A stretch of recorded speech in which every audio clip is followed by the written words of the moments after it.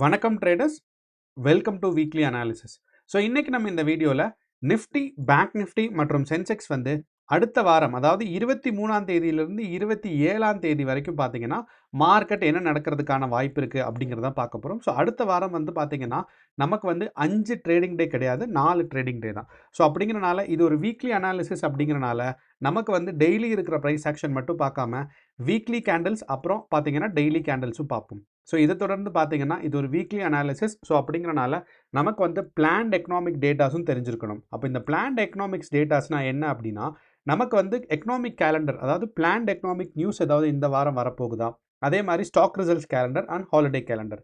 So இது எல்லாம் சேர்த்து அனலைஸ் பண்ணும்போது அடுத்த வாரம் நம்ம எந்தெந்த நாள் என்னென்ன எக்ஸ்பெக்ட் பண்ணலாம் அப்படிங்கிறது நமக்கு கிளியராக அண்டர்ஸ்டாண்ட் ஆகும். வாங்க இப்போ நம்ம வீடியோக்குள்ளே போகலாம்.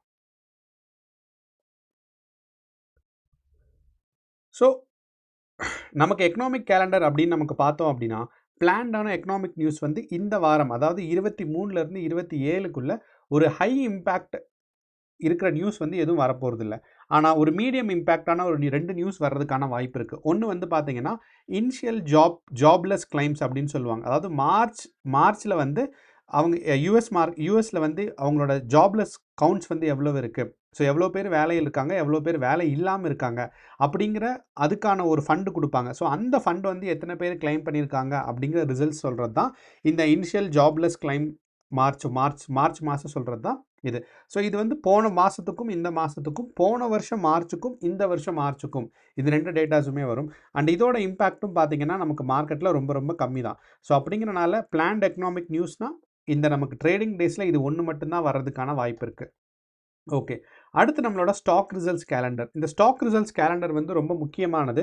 அண்ட் எல்லா பப்ளிக் செக்டர் கம்பெனிஸும் பார்த்தீங்கன்னா ஒவ்வொரு குவார்ட்டர் முடிஞ்ச உடனே 12 மாதத்தை வந்து 4 குவார்ட்டராக பிரிச்சுக்குவாங்க, ஒரு 3 மாதமும்.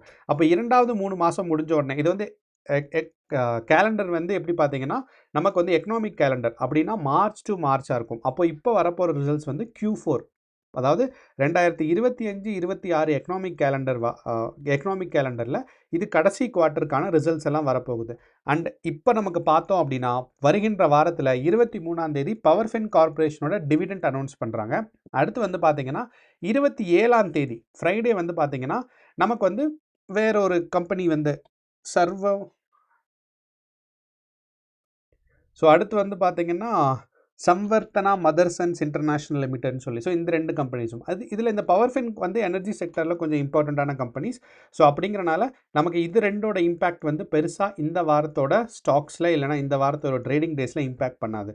ஆனால் அதுக்கப்புறம் பார்த்தீங்கன்னா நமக்கு ஏப்ரலுக்கு பாதி அப்புறம் தான், ஏன்னா மார்ச் மாதம் முடியலை, மார்ச் மாதம் முடிஞ்சாதான் இந்த கடைசி குவார்ட்டர் முடிகிறதுக்கான ஒரு அர்த்தம் இருக்குது. ஸோ அப்படிங்கிறனால ஏப்ரல் பாதிக்கு மேலே தான் நமக்கு வந்து பார்த்திங்கன்னா ஃபஸ்ட்டு வந்து ஐசிஐசிஐ, அதுக்கப்புறம் பார்த்திங்கன்னா இன்ஃபோசிஸ், இவங்க 2 பேருமே ஸ்டாக் ரிசல்ட்ஸ் அனௌன்ஸ் பண்ண போகிறாங்க. ஹாலிடே கேலண்டர்னால் இந்த வாரம் பார்த்தீங்கன்னா வியாழக்கிழமை நமக்கு ஒரு லீவ் இருக்குது. ஸோ அப்படிங்கிறனால இந்த வாரம் நமக்கு வந்து செவ்வாய்க்கிழமை ஒரு எக்ஸ்பைரி, அடுத்து வந்து பார்த்தீங்கன்னா புதன்கிழமை ஒரு எக்ஸ்பைரி. ஸோ செவ்வாய்க்கிழமை நம்ம எக்ஸ்பைரி அப்படின்னு நமக்கு பார்த்தோம் அப்படின்னா நிஃப்டி 50யோட எக்ஸ்பைரி. அதே மாதிரி நமக்கு வந்து புதன்கிழமைன்னு பார்த்தோன்னா சென்செக்ஸோட எக்ஸ்பைரி. ஏன்னா வியாழக்கிழமை தான் சென்செக்ஸ் யூஸ்வலாக எக்ஸ்பைரி இருக்கும். இந்த கடைசி ஒரு 6-8 மாதமாக அப்படி தான் இருக்குது. ஸோ அது வந்து வியாழக்கிழமை லீவ் அப்படிங்கிறனால அதுக்கு முன்னாடி இருக்கிற ஒர்க்கிங் டேக்கு ஷிஃப்ட் ஆயிரும். ஸோ அப்படிங்கிறனால சென்செக்ஸ் வந்து புதன்கிழமை நமக்கு எக்ஸ்பைரி அப்படிங்கிறத நம்ம மறந்துட வேண்டாம். ஸோ இதுதான் பிளான்ட் எக்கனாமிக் நியூஸ் அண்ட் நம்ம என்ன எக்ஸ்பெக்ட் பண்ணோம் அப்படிங்கிறதுக்கான இன்ஃபர்மேஷன். இப்போ நம்ம வந்து ப்ரைஸ் ஆக்ஷனை பார்ப்போம். இப்போ இந்த ப்ரைஸ் ஆக்ஷனில் வெள்ளிக்கிழமை நம்ம பார்த்தோம் அப்படின்னா நம்ம வந்து மார்க்கெட்டில் சின்னதாக ஒரு கேப் அப் வரும்னு எக்ஸ்பெக்ட் பண்ணியிருந்தோம். அதே மாதிரியே கேப் அப் வந்துச்சு.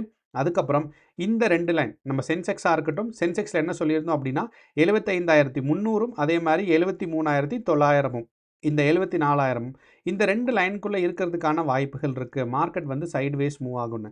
சென்செக்ஸும் அதே மாதிரி தான் மூவ் ஆயிருந்துச்சு. அண்ட் நிஃப்டி 50 பார்த்தீங்கன்னா நம்ம சொன்ன எக்ஸ்பெக்டேஷன்ஸை விட கொஞ்சம் மேலே போயிருச்சு. ஸோ ஒரு 10-15% ஆஃப் எரர்ஸ் வந்து வரலாம். ஸோ இங்கே வந்து நம்ம என்ன சொல்லியிருந்தோம் அப்படின்னா 23,270 பக்கம் இருக்குன்னு, அங்கேருந்து கொஞ்சம் மேலே போய் 23,300 பக்கம் வந்திருக்கு.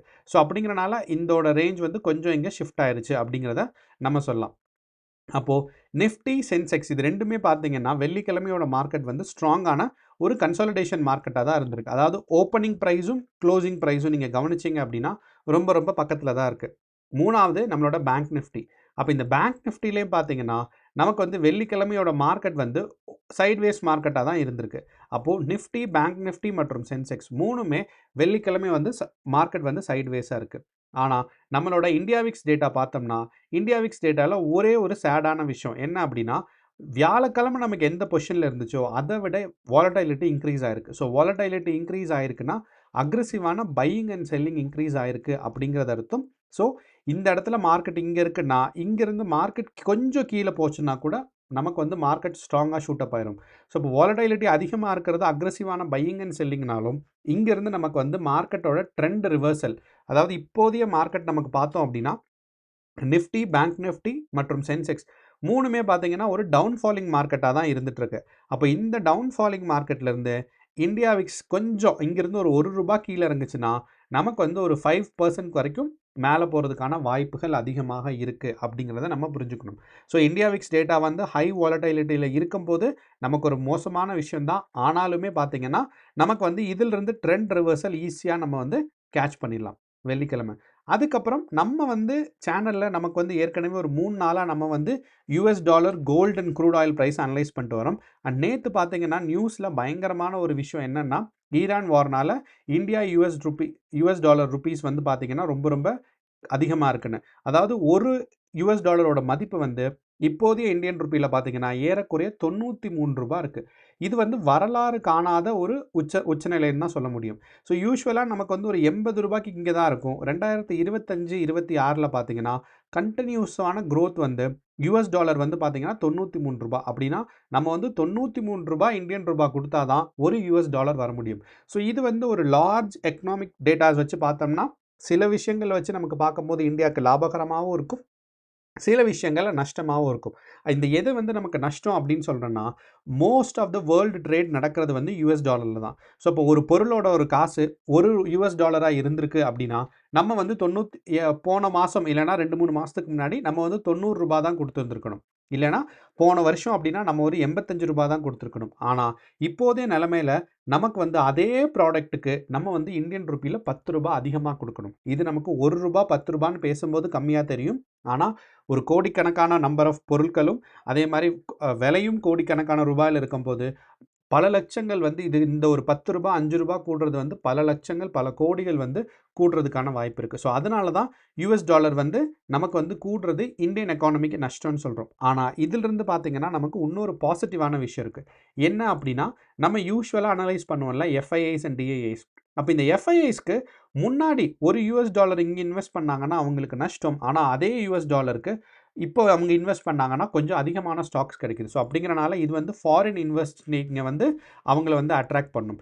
இரண்டாவது விஷயம் என்னென்னா, நமக்கு வந்து இந்தியன் கம்பெனிஸ் வந்து நிறையா வந்து ஃபாரினில் ஐடி கம்பெனிஸ் வச்சுருக்காங்க. அப்போ அவங்கெல்லாம் சேலரியோ இல்லைனா பில்லிங் போடுறதோ பார்த்தீங்கன்னா நமக்கு வந்து யூஎஸ் டாலர்ஸில் தான் இருக்கும். அப்போது இது வந்து ஐடி செக்டர்ஸை கன்சிடர் பண்ணும்போது Indian rupee versus US dollar consider பண்ணோம்னா ஒரு பாசிட்டிவான விஷயம். ஸோ இதெல்லாம் இந்த மாதிரி உள்ளுக்குள்ளே பார்க்கும்போது நமக்கு நிறையா இருக்குது. அப்போ யூஎஸ் டாலர் அதிகமாக இருக்குது. அது மட்டும் இல்லாமல் நம்மளோட க்ரூட் ஆயில் ப்ரைஸ் வந்து பார்த்திங்கன்னா க்ரூட் ஆயில் ப்ரைஸும் வந்து பேரல் லிட்டர்ஸ்க்கு பார்க்கும்போது நமக்கு வந்து ஆல்மோஸ்ட் லைக் ஆல் டைம் ஹையாக டச் பண்ணிடுச்சு. 9,240. ஸோ இது வந்து இந்தியன் ருப்பியில் தான் சொல்கிறோம். அடுத்து மூணாவதாக பார்த்தீங்கன்னா கோல்டும். நான் கோல்டு சொல்லியிருக்கேன். So crude oil price increase ஆச்சுன்னா கோல்டு வந்து தானாக கீழே வரும். ரெண்டுமே ஆப்போசிட். அதே மாதிரி பார்த்தீங்கன்னா கோல்டோட ப்ரைஸ் வந்து கண்டினியூஸாக கீழே விழுந்துகிட்டே இருக்குது. ஸோ இது என்ன சொல்லுதுன்னா க்ரூட் ஆயில் ப்ரைஸும் யூஎஸ் டாலரும் இன்க்ரீஸ் ஆகிறதுக்கான ஒரு கரெக்டான ட்ரெண்டு அப்படிங்கிறத காமிக்குது. அப்போது போன வாரத்தை கன்சிடர் பண்ணும்போது நமக்கு கோல்டு வந்து ஒரு ஷார்ப்பான டவுன்ஃபாலும், அதே மாதிரி நமக்கு வந்து யூஎஸ் டாலர் பார்த்தீங்கன்னா ஷார்ப்பான ஒரு அப்க்ரோத்தும், க்ரூட் ஆயில் ப்ரைஸும் பார்த்தீங்கன்னா ஷார்ப்பான ஒரு க்ரோத்தும் இருந்திருக்கு. ஸோ இது எல்லாமே வந்து இந்தியன் எக்கானமிக்கு ஒரு நல்ல விஷயம் கிடையாது தான். ஓகே, இப்போ நமக்கு வந்து டேட்டாஸ் பார்த்துட்டோம், நியூஸும் பார்த்துட்டோம். அதே மாதிரி போன வெள்ளிக்கிழமை நம்மளோட யூஎஸ் மார்க்கெட் பார்த்தோம் அப்படின்னா வெள்ளிக்கிழமை யூஎஸ் மார்க்கெட் வந்து கீழே விழுந்திருக்கு. So S&P 500, tau Jones industrial average and Nasdaq composite index இது மூணுமே பார்த்தீங்கன்னா வெள்ளிக்கிழமை ஒரு டவுன் ஃபாலிங் மார்க்கெட்டாக இருக்குது. இப்போது நமக்கு குளோபல் சுச்சுவேஷன்ஸ் எல்லாம் பார்த்துட்டோம். அப்போ நமக்கு வந்து நாளைக்கு திங்கக்கிழமை 23ஆம் தேதி நம்ம என்ன எதிர்பார்க்கலாம்னா மார்க்கெட் வந்து ஒரு சின்ன ப்ரைஸ் கரெக்ஷன் வர்றதுக்கான எக்ஸ்பெக்டேஷன்ஸ் பார்க்கலாம். ஏன் அப்படின்னு நான் சொல்கிறேன்னா அதுக்கான ஃபஸ்ட்டு டேட்டா வந்து பார்த்தீங்கன்னா கிஃப்ட் நிஃப்டி டேட்டா. அப்போது கிஃப்ட் நிஃப்டி டேட்டாவில் நம்ம யூஸ்வலாக என்ன பார்ப்போம் அப்படின்னா, திங்கக்கிழமை காலையில் மார்க்கெட் எப்படி ஓப்பன் ஆக போகுது, இப்போ எப்படி இருக்குது மார்க்கெட் அப்படிங்கிறது. அப்போ நமக்கு வெள்ளிக்கிழமை மார்க்கெட் க்ளோஸ் ஆகும்போது இருந்த ப்ரைஸை விட நமக்கு இப்போதைய நிலமை கிஃப்ட் நிஃப்டியோட நிலமை நமக்கு பார்த்தோம் அப்படின்னா ரொம்ப ரொம்ப கீழே இருக்குது. அப்போ இந்த ரொம்ப கீழே இருக்கிறதுக்கான ஒரு அடையாளம் என்ன அப்படின்னா, என்ன இதை குறிக்கும் அப்படின்னா, நமக்கு வந்து ஸ்ட்ராங்கான ஒரு கேப் டவுன் வர்றதுக்கான வாய்ப்பு இருக்குது அப்படிங்கிறத நமக்கு குறிக்கும். ஸோ அப்படிங்கிறனால இப்போதைய கிஃப்ட் நிஃப்டி நிலைமையும் நமக்கு வந்து வெள்ளிக்கிழமை க்ளோஸ் ஆகிருக்கும்போது இருந்த நிலைமையும் கன்சிடர் பண்ணோம் அப்படின்னா, இதோட 2 ப்ரைஸையும் கம்பேர் பண்ணும்போது நமக்கு 280 பாயிண்ட் கீழே இருக்குது. நமக்கு எல்லாத்துக்கும் தெரியும் கிஃப்ட் நிஃப்டி வந்து டெய்லி காலையில் நமக்கு ஒரு ட்ரேடிங் டேல காலையில் 6:30க்கு ஓப்பன் ஆகிடும். ஸோ அப்படிங்கிறனால இது 6:30க்கு ஓப்பன் ஆகி எவ்வளோ தான் பாசிட்டிவாக போனாலும் கண்டிப்பாக நமக்கு ஒரு கேப் டவுன் வரதான் செய்யும். இப்போ நிஃப்டி 50 நமக்கு பார்த்தோம் அப்படின்னா ஏற்கனவே வந்து மார்க்கெட்ஸ் வந்து ஒரு ஸ்ட்ராங்கான ஒரு டவுன்ஃபாலிங் கேரக்டரில் தான் இருந்துச்சு. நான் 3 மினிட்ஸ் டைம் ஃப்ரேம்லேருந்து நான் என்ன பண்ணேன்னா டே டைம் ஃப்ரேமுக்கு போகிறேன்.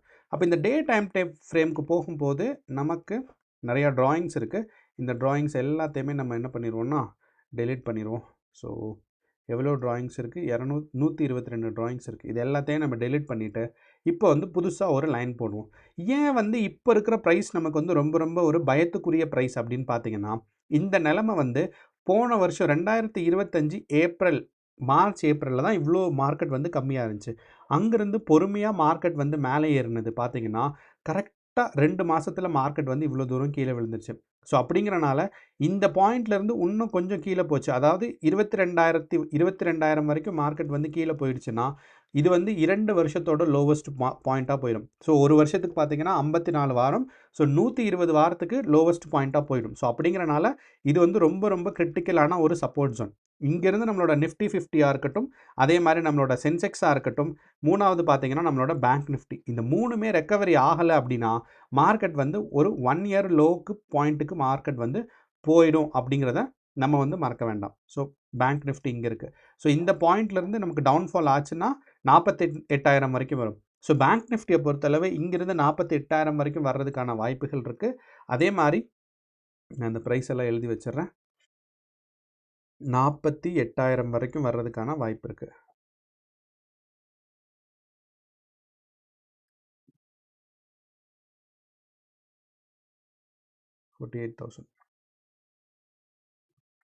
இது வந்து நம்ம வந்து பேங்க் நிஃப்டியை வந்து நம்ம எதிர்பார்க்குறோம்.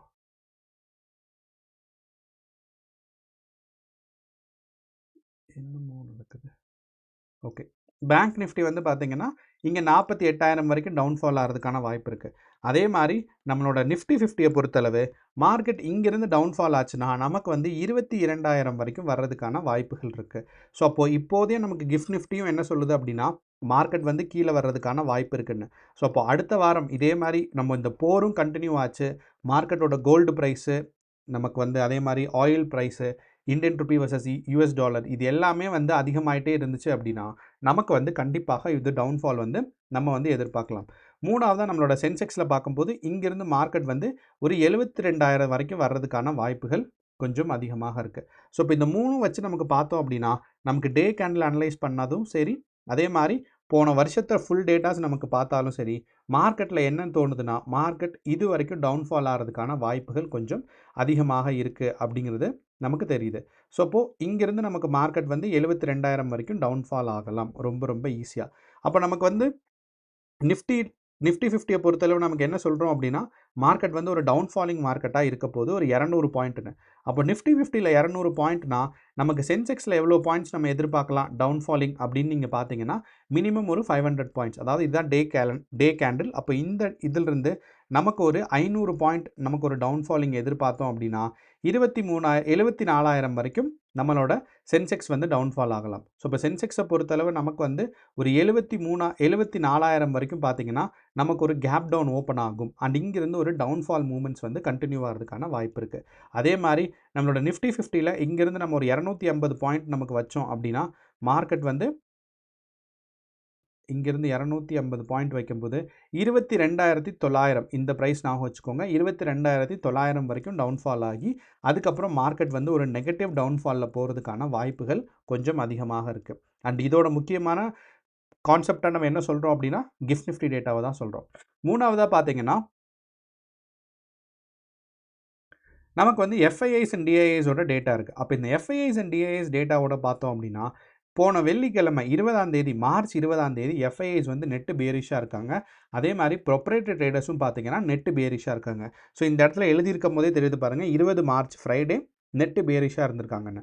அப்போ இந்த லைனுக்கு மேலே இருந்தால் பையர்ஸாக இருக்காங்கன்னு அர்த்தம், லைனுக்கு கீழே இருந்தால் செல்லர்ஸாக இருக்காங்கன்னு அர்த்தம். அப்போ எஃப்ஐஐஸ் பொறுத்தளவு ரெட் கலரில் பை பண்ணியிருக்காங்க அப்படின்னா புட் ஆப்ஷன் பை பண்ணியிருந்திருக்காங்க. அதே மாதிரி கால் ஆப்ஷன் செல் பண்ணியிருந்திருக்காங்க. ஸோ இது எல்லாமே நமக்கு வச்சு பார்க்கும்போது நாளையோட மார்க்கெட் வந்து நமக்கு ஒரு டவுன் ஃபாலிங் மார்க்கெட்டாக, அது மட்டும் இல்லாமல் ஒரு ஸ்ட்ராங்கான ஒரு கேப் டவுன் வர்றதுக்கான வாய்ப்புகளும் ரொம்ப ரொம்ப அதிகமாக இருக்குது அப்படிங்கிறத நம்ம மறந்துட வேண்டாம். ஸோ இதுக்கு ஞாபகத்தில் வச்சுக்கோங்க, நாளையோட மார்க்கெட் வந்து கேப் டவுன் வரும் அண்ட் டவுன் ஃபாலிங்கான சான்சஸ் இருக்குது. அண்ட் இந்த ஐடியாவை வந்து எப்படி நம்ம டிரைவ் பண்ணணும், என்னென்ன டேட்டாஸ் எல்லாம் பார்த்தோங்கிறதும் எக்ஸ்பிளைன் பண்ணியிருக்கோம்.